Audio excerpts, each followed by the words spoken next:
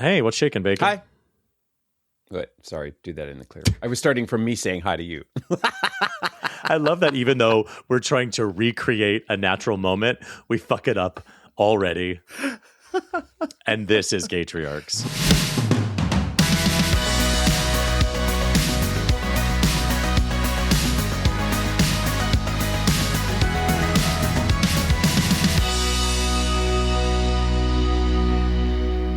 So I went to my son's school for a Mother's Day activity. I'm one of the class parents, obviously. And we went to do the same tired bullshit where you take a flower pot, you decorate it, and Right. then you put a fucking seed in it, and you're like, Happy Mother's Day, right? Right. And I ranted, I think last week or the week before, about how, like, this is how we should treat Mother's Day. We're celebrating mothers in our lives just because we as gay dads don't have a mother. Constant topic. Well, some of us may have a mother, but we don't necessarily have a partner who's a mother. But anyway, let's not get mired in details. Yeah, that was really important to interrupt my story with. Okay, so I go to my son's school and I'm checking in and I overhear the principal say, well, we're calling it now Special Ladies Day to be come on. To be more inclusive. And I about lit my son's school on fire, filled with children. Oh, come on. And we go to the room, and I'm thinking in my head, I'm not saying that. So I start leading this project, and I'm like, hey, guys, it's Mother's Day. And I do the thing I normally do, which is to do the same thing, which is to make it more inclusive. I say, and so who in here knows a mom in their life they want to celebrate? Maybe it's your mom. Maybe you have a grandma. Maybe you have a friend. I do the speech, right? Great. And then the other class parent who's aggressively ally, the most wonderful man in the world, is like, well, I think we're calling it Special Ladies Day to make sure everyone feels. And I literally was like, is this the time I get thrown out of a school? Right? Is this the time that I get thrown out? Because maybe it's because I'm 46, Gavin, but I'm feeling get off my lawn about this. And I also, it's the same way I feel about the pride flag. I think trying to make it more inclusive in the way they has made it more exclusive. And we can be more inclusive in a smarter way. We don't have to stop saying Happy Mother's Day. We don't have to change the pride flag, which is a rainbow, which is all colors. The whole point of a rainbow is every light in the visible fucking spectrum. You add black because this, you add white, you add yellow, you add a circle. You're just diluting the point. Anyway, my rant. I will never, I'm telling you right now on Gaytriarchs, for our listener to hear us, I will never call it Special Ladies Day. It doesn't sound like you're lisping or anything for having a scab on your tongue for having bitten it and tasting the blood. So take us off the edge of our seats. Did you say anything to the other class parent who apparently you just said is a dad also? So let's come back to that. He's a dad. Just led by a bunch of dads, right? Yeah, on. no, two dad parents. No, I just basically, my vernacular was Mother's Day when we would be talking about it in class, blah, blah, blah. And his vernacular was Special Ladies Day. Again, this is not shady for him because he is trying to be an ally, but I will not have that in my house. And that classroom is my house. I'm going to try to yank it out of everybody else's house as well. Totally. Oh, Special Ladies Day. This might be a moment. I don't know what the gay man's equivalent is of a Karen. Do you think it would be a Kent or a... No, what's not a Christopher. Robert. It's got to be something a little more stuffy, a little more New England. I don't know if you want to Robert out about this, but you should let the principal know. I think that you should let the principal know and say, I overheard this, and I just want to say, as a person who's basically... Who it's meant for, who this change is meant... Yeah, exactly. It is meant for me. Yeah. I think this is nonsense. It's nonsense. And I think you should... Please. It's nonsense. I might. She loves me. Foolishness. She's first of all, she's a black woman, so obviously she loves me. Do you know what I mean? Oh my God. We gay people have special connections with black women. We do. Yeah, we have. Yeah, there's you a. could say I don't know what it is. There's something about black women that and gay men there's just an inherent love there. But no, I will bring something up. There's a sisterhood there that is historic. There is a sisterhood, but we can't say sisterhood. That's not for us. Stop it. No, but it is true that I think I would have an end because I do think it is meant for us because there was this idea of inclusivity. Anyway, Mother's Day was last weekend. I hope you all had a wonderful Mother's Day. I hope none of you had a good Special Ladies Day. Celebrate all the ladies and all the mothers and just call it what it is. And Father's Day, guys, Father's Day it's not coming up, but it's in a couple months. we're not calling it Special Dudes Day. Okay? We're calling it Father's Day. Ever. And if your father does not exist or is dead or you're not talking to anymore, we're still calling it Father's Day. You can celebrate it. You can celebrate us. You can celebrate Gavin and I on that day. You can send us gifts. Please do. Speaking of absolutely nothing, I do feel like a sort of gay Super Bowl announcement was made. It's like the gay draft, the football draft or something of Tony nominations came out. Mm-hmm. Anything that you want to say? Because, I feel like there's a strong Venn diagram because all we want to do is talk about basically Legally Blonde, the musical, and when is it going to come back? But do we want it to come back because the original is so perfect, et cetera, et cetera? But Tony noms came out. I've seen absolutely nothing. Have you? And is there anything that you can tell us about? No, Tony nominations are weird because it is such a limited pool of things to nominate, but to get to that pool is very hard. So I feel like just getting into the pool is more exclusive than maybe getting a Grammy nomination. But then winning the award from the pool is pretty easy because there's like, oh, here are the 5 best new musical nominations. There were 5 new musicals. Do you know what I mean? Right. It was one of those things. Yeah. But no, I've seen very, very few shows. My husband saw Lost Boys. I've seen. Ooh, did he like it? He was medium about it. He thought, it's a visual kind of spectacular show, but he was like, it does this need to be made? Kind of like what you sent me yesterday, which was the new series Elle, about like a new prequel. television show. It's like the prequel of Elle Woods, which I was excited about hearing, and then when I watched it, I was like, we moved to Seattle. I was like, oh, that's not what I want. I don't want that. Nope. No, I don't want that. Nope. There's so much out there. And also begging the question that where are all the writers out there? Hey, billionaires, employ more writers to be more creative and not just, rehash old shit. Yeah. And Schmigadoon is definitely a recycling of a television show, but I don't know, seems to have been done well. People seem to love it. I had this argument with my husband the other day. By the way, if you don't like musical theater, just fast forward for a couple of minutes. But here's my issue with Schmigadoon on stage is that the joke of Schmigadoon is that there's these people in the real world who stumble upon a musical in real life. And they're like, this is weird. Yeah. And people are acting silly in the way musicals are kind of silly sometimes, but in the real world. And that's the funny contrast. Yeah. When you're doing it in a theater where musicals happen, the musical theater part of it doesn't feel that out of place. When you're watching it on TV, it looks out of place. People like doing the hootenanny and, the picnic dance or whatever. But when you see the hootenanny at the Palace Theater on Broadway, that makes a little more sense. So my gut says, wouldn't it feel less of a contrast to see it on stage? And the people who would feel more out of whack are the people in the quote unquote real world. That's me just being annoying. It's jumped the shark of meta-ness. Right, exactly. By being in a theater. Yeah. This is anyway. But anyway, I've seen very few of the shows. Speaking of hootenannies and living in a complete overdramatic world, let me tell you, life with a teenager is absolutely a drama fest of epic proportions. And I got to tell you, more and more recently, first of all, my son had a birthday this week. I now am officially the father of 2 teenagers in the house. Wow. Yeah. And everybody has that reaction. And it's definitely in the vein of the whole, wow, it just gets worse. It doesn't get better. I don't know. Listen, let me make the disclaimer that I love both of my children, obviously. We all know that, right? We don't need to make the disclaimer. Anyway. No, but I think we do sometimes, because I think sometimes maybe people who don't know us very well or who listen to the show once or twice are like, these guys just have a podcast where they're like, they hate their kids. No. Yeah, there is a core of we love our kids. We would throw ourselves in front of a bus for our kids. However, in order to maintain that level of love, we must we have to purge the poison out of our bodies.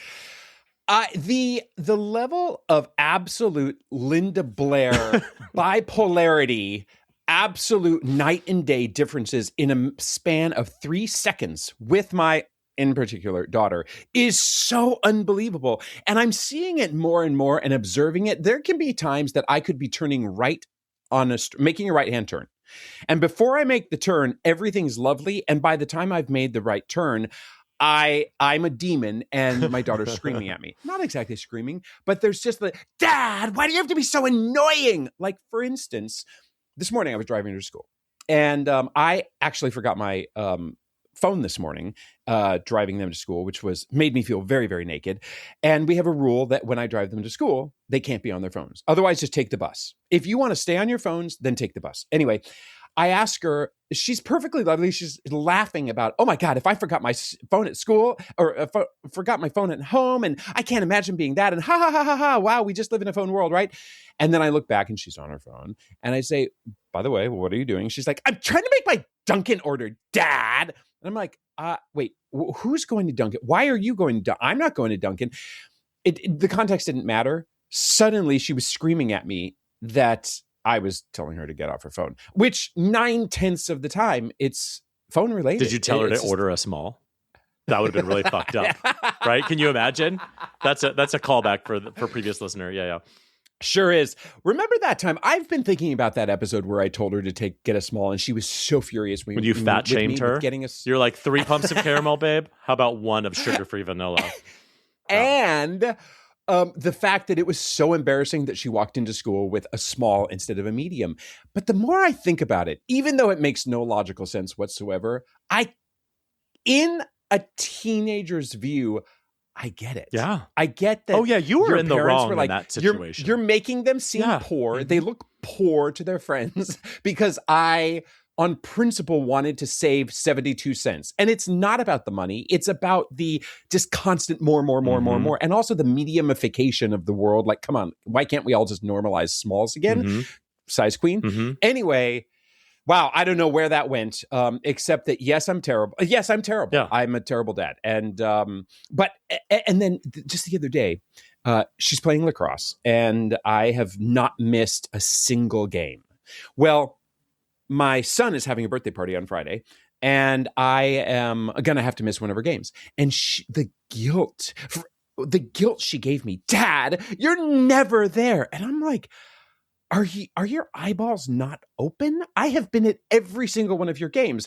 How on earth can you accuse me of not having been there? But that was another one of those switches where her disappointment in me, because I'm a terrible father, it's just such whiplash. And listen, I don't emote about it until I come on here and bore the audience with it. But like, I don't know, you dads of teenagers out there, you are not alone, because this is a wild ride. How many car wrecks do you think we have been the source of because people have passed out listening to you complain about your daughter?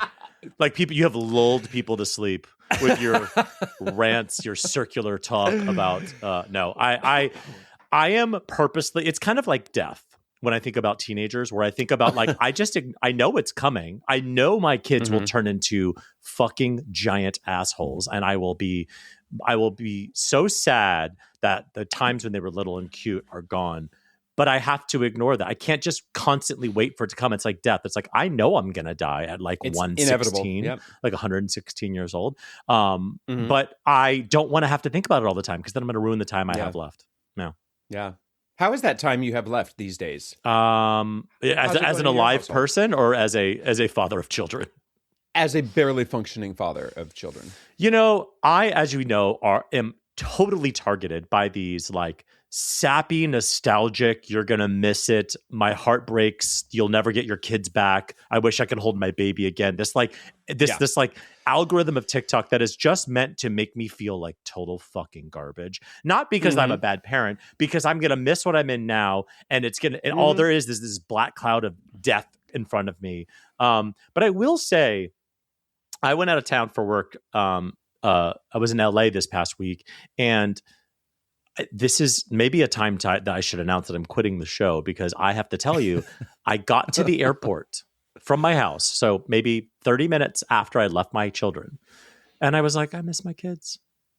Oh, gee. Because I am in the center of the best time, I think. I have a 6-year-old and a 4-year-old. You really haven't complained about your kids much recently, I have to say. Well, listen, my son did call my mom, tell my mom she's annoying the other day, so we had to have a conversation about that. She's just being a total dick, and he steals and he lies. But other than that, lovely kid, love him, no notes. But I am conscious enough of the fact of you nonstop talking about how your kids are annoying as teenagers, me talking about how infancy was fucking impossible, that this is the golden years of parenting. From like 5 to 10 is what everyone says is like the greatest time to be a parent. And I can feel it. Like I feel it's easier. Like when I leave town or my husband leaves town, I don't like dread it in the same way. They're mostly fun most of the time. Wow. Most of the time. High praise. Yeah. But High I mean, praise. you know, and I try not to let the like future sadness of me missing this time ruin this time. Because as we know, I'm one to fucking obsess over that because TikTok is making me do it. Of course it is. Do you miss it? I was talking to somebody just the other day and mentioned that I now have 2 teenagers. And later on in the conversation, she said, I mean, you're going to be an empty nester in 5 years. And I thought, that's fucked up. Wait, you can't say that to me. Oh my God. Empty nesters are old people. There was a show in the 80s or 90s. Do you remember Empty Nest? You probably don't because you're so young. Yeah. It was a spinoff of the Golden Girls. They were it was Richard Mulligan. Why do I remember that name? I have no idea, but I'm pretty sure that's what his name was. And he was the neighbor of the Golden Girls. And it was this show about this old man who I probably thought was 85, but in all honesty, he was probably like only 60. 35 or 35. He just happened to have gray hair. Like, do you ever see those pictures of like Cheers cast first year that has their ages, and you're like, I'm older than the old man. No, you've seen the one of the movie. God, this is dating me, obviously. To oh God, what is it? The movie about the old people who get young again. Cocoon. Yeah. And like Wilford Brimley was only 48 when he made the movie. And you're like, I want to kill myself. 88. Oh my God. Yeah. Anyway, speaking of wanting to kill myself, this morning when I went out, and I knew that I was going to go to Dunkin' for no good reason. For a large. For my own large, but my daughter's small. I didn't have my phone. I wasn't able to make a mobile order as I usually do on Friday mornings with my son. So I had to go in, and I realized that I had put a shirt on that I sort of didn't want to be seen in public with because, as we know, I'm super conservative and Mormon and worry far too much about what people think and go to of me, church right? for some reason. But whatever. Would you like to read my shirt here? Kiss whoever the fuck you want, but in a pride font. That is fantastic, isn't it? It's a great shirt. I don't want to like pick apart your shirt, but that was also what made you question the shirt, just like it did me. But this was that's a great shirt. Yeah, isn't it? It was given to me by a dear friend who came to our Pride event last year, and you met her, Rachel. Hi, Rachel, listener. And she gave me this shirt, and I rarely wear it because I'm thinking, fuck is on my T-shirt, and I'm not somebody who has a lot of fuck on my T-shirt. Let's just say that. And but I wore it last night at dinner, and yes, I threw it on this morning to drive my kids to school. And nobody noticed anything. Basically, we're an illiterate society and a family that doesn't read T-shirts, and I didn't need to care that I was wearing it at Dunkin' Donuts. I have a shirt that says it's like it's hard to read, which is how I get away with it. It's kind of in this like spray painty 90s font, but it says "Gay in the streets, gay in the sheet," or "Gay in the streets, gay in the sheets," or whatever. And every once in a while, I'll see somebody clock it, and I kind of give them like a, you know what the fuck that says. Also, Duncan, you mobile order on Mondays, you get 100 extra points with your order. Do you know that? I didn't. Yeah, mobile order, but Mondays. We don't go on Mondays. Yes. Well, and should it be kiss whomever the fuck you? Whoever is whomever out there, whatever listener out there we have that is grammatically correct. Sorry. Tell us: is it kiss whomever you want, or kiss whoever? And is it one of those things where like it technically is whomever, but because of culture you can say whoever? Is it one of those things where you get like a free pass? Probably. Yeah. Or if it's gay or not, you add the M or not. I don't know. Somebody let us know and save us from ourselves. You know, when you talk about shifting topics a little bit, I have been thinking a lot about how we are now getting older kids, you and me, and we need to talk more babies on here because frankly, I think most of our listeners are either expecting or have babies, right? So, hey, everybody out there, want to come on and be guests? You said listeners with us? What does that mean? Listener. Excuse me. Okay, hey, listener, do you want to come on and help save us from ourselves? But I was standing in line while I was on spring break behind a dad with a young kid, and the little boy was doing the walking around his dad's legs, you know, and he has one leg out. He's kind of dragging his hand around, and he's just walking in circles until he gets dizzy and he starts laughing and he falls over. And I'm like, I know that happened to me 1,000 times, but I don't even remember it. And I miss that business about toddlerhood, of just the little kid walking around. While in reality, when that was happening to me, I was probably so tired and so over it of my 3-year-olds being 3-year-olds. I do miss it. And what about you? What do you miss about toddlerhood? I'm in toddlerhood a little bit, although I'm mostly out of it. My daughter is like 80% out of toddlerhood, but yeah, I miss all the things that everyone misses. You know what I mean? It's like the giggles and like the cuteness, but like, again, I'm still close enough to remember that it is really, really hard when you're in it to go, oh, I just love standing in line with my daughter as she spins around me, because in your head, you're still reeling from the scream fest that happened in the car. And she's doing that around your feet, and she won't move forward. And she just ran into somebody that you just had to apologize. So like, and she's going to get dizzy. She's going to fall over. She's going to bonk her head. Then she's going to start crying. And you're going to start saying, why can't you just stand still like all of the normal kids, except no kid is normal and stands still. Correct. But I do miss the kind of babiness. There's like a babiness to like a little toddler. Like you could still like even just like the diaper, but like obviously I don't want to change any more diapers other than my husband's in about 5 years. But like there's something cute about that. Like that era of parenting is so significant. It's so impactful. The like diaper era, it's like the beginning, and it's like, it's just, it represents like you made it. You earned your first gold medal. So when that goes away, there is a weird, like, it's bittersweet a little bit, because you're like, I earned this. I climbed this mountain, and now the mountain's in the rearview mirror, and that's okay. Yeah. But it is kind of like, but I climbed it, right? Like there was an adventure back there. But I've completely blocked it out of all of my memories and synapses. And then eventually you have a 13-year-old son who goes to bed the night before his birthday, and he says to you, "Don't wake me singing happy birthday." Oh my God. I do not want that. And you think, all of the magic is gone. Too bad. You know, that's what I'm going to say to my teenager. I understand my teenager's going to hate me. Oh, yeah. I'm going to say, you know what? This is for me. I don't give a fuck about you. I sing when I want to. Also, I was just thinking, you know, the advice that every parent gives you that nobody wants to take, but is always true, which is it never gets easier. It's just the hard parts change into new hard parts, right? And the good part, whatever. I was just thinking about poop and diapers, and I was thinking, okay, when they're in diapers, it's a different kind of poop. And I was like, oh, we're out of diapers. Well, now I just have to discover shit in all the toilets in my house because my children refuse to flush the toilets. So it's still in my life. They're just conserving water. Yeah, sure. But it's still in my life. It's just different. It's just changed forms. All right. All right. All right. Well, I have enjoyed this little rant. I'm not even sure what. No, just keep talking. I'm not editing this episode. I have to leave town on Sunday. Keep talking. Go. I'm not editing this episode. Well, how about let's move forward to news of the week, shall we? Good news, right? As you realize, there is no good news in the world, but luckily here at Gaytriarchs, America's finest news source, I dig deep, and I dug real deep this week. Gross. So guess what? Yeah.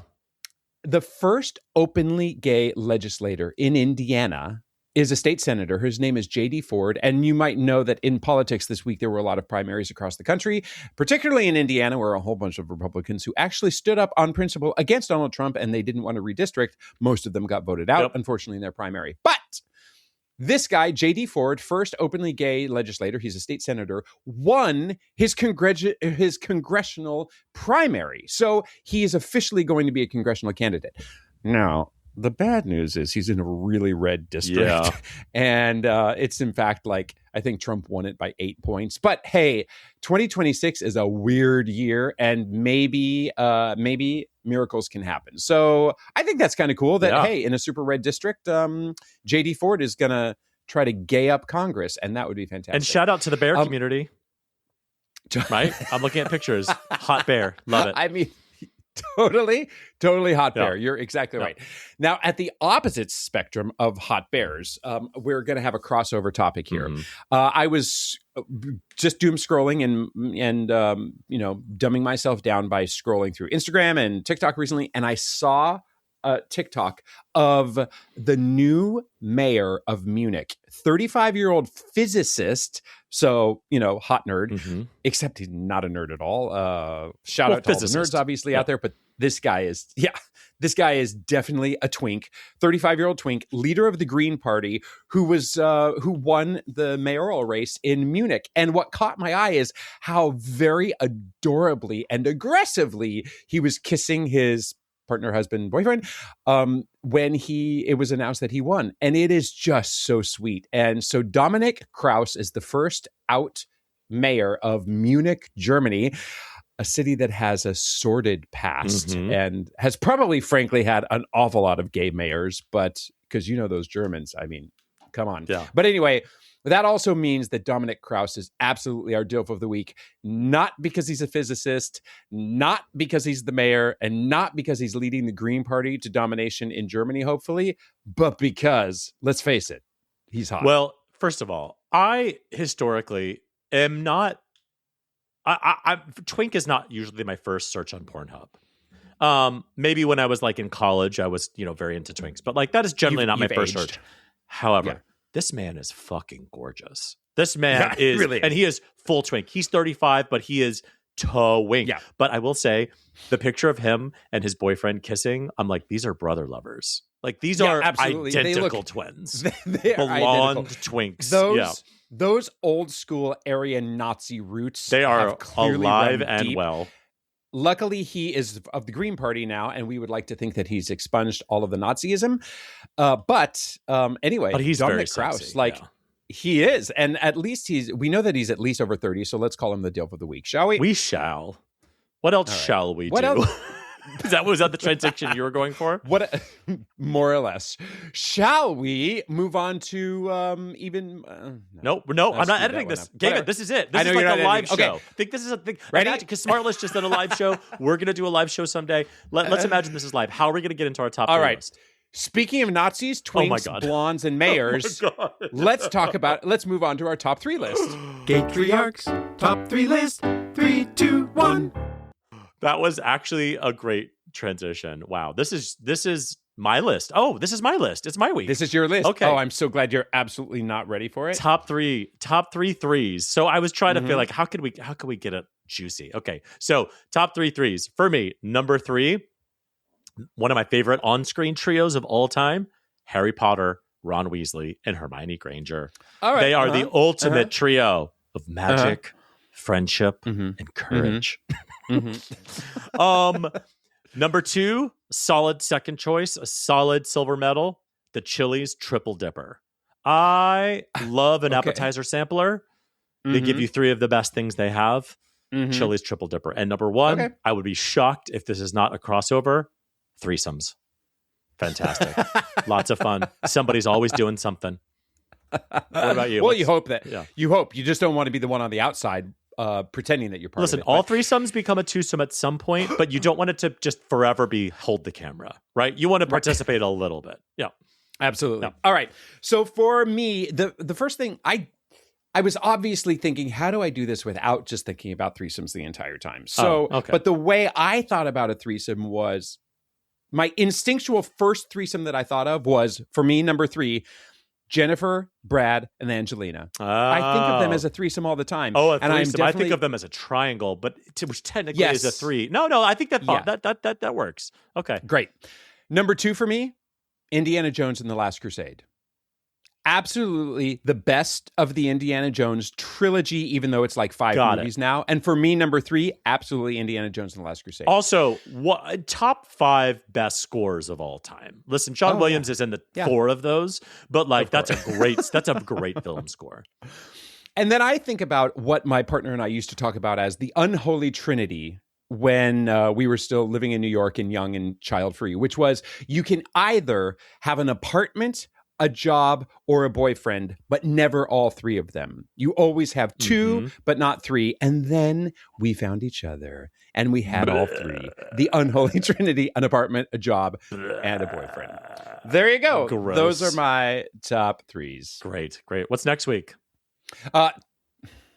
Nope. I really did do a lot of work for this episode. Not editing. I'm not editing this, Gavin. So you're going to have to come up with something on the fly right now, live, as I'm purposely spinning my wheels a little bit so you can be thinking about your top 3 list. So I am hosting, as I said, a sleepover tonight with 6 13-year-olds, and we actually have to get up kind of early, and I have to do some kind of breakfast, and I'm so tired of making breakfast for sleepovers. So what I want to know is, what are your top 3 recipes for overnight sleepovers with kids?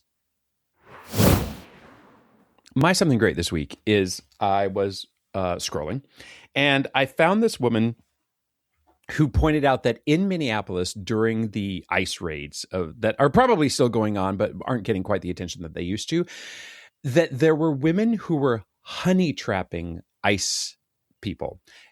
First of all, I didn't know the term honey trapping because I'm 1,000, but honey trapping is where a woman, presumably a woman, probably lots of gay men too, are luring men, because let's face it, it's always a man, are luring men into an extramarital affair and then exposing them to their spouses. And so these women, these activist women in Minneapolis, were honey trapping ICE men, straight men, presumably leading them on to have sex, but then exposing them to their wives. And I just think that is the most fantastic form of activism that Feminism, I've ever heard. for sure. And feminism. Yeah.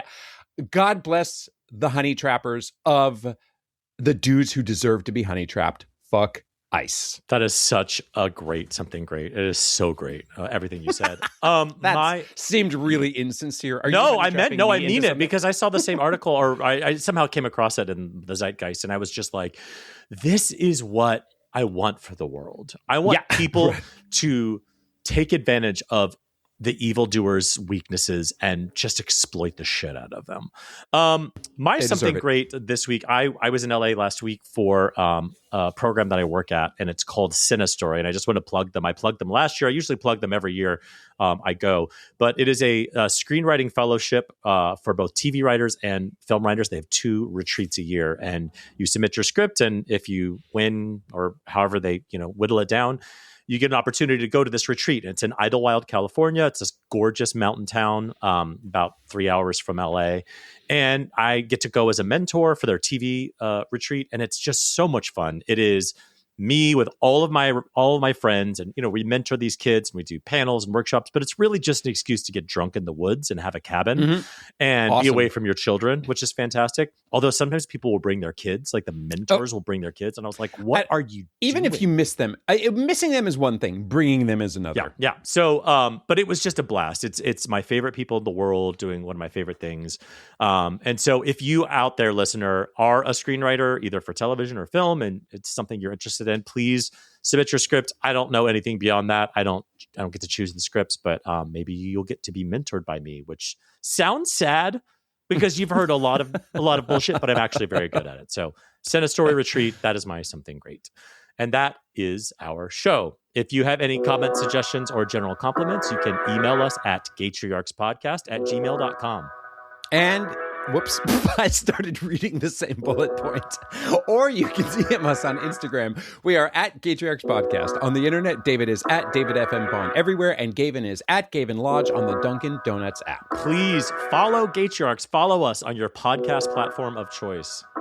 Thanks, and we'll honey trap you next time on another episode of Gaytriarchs.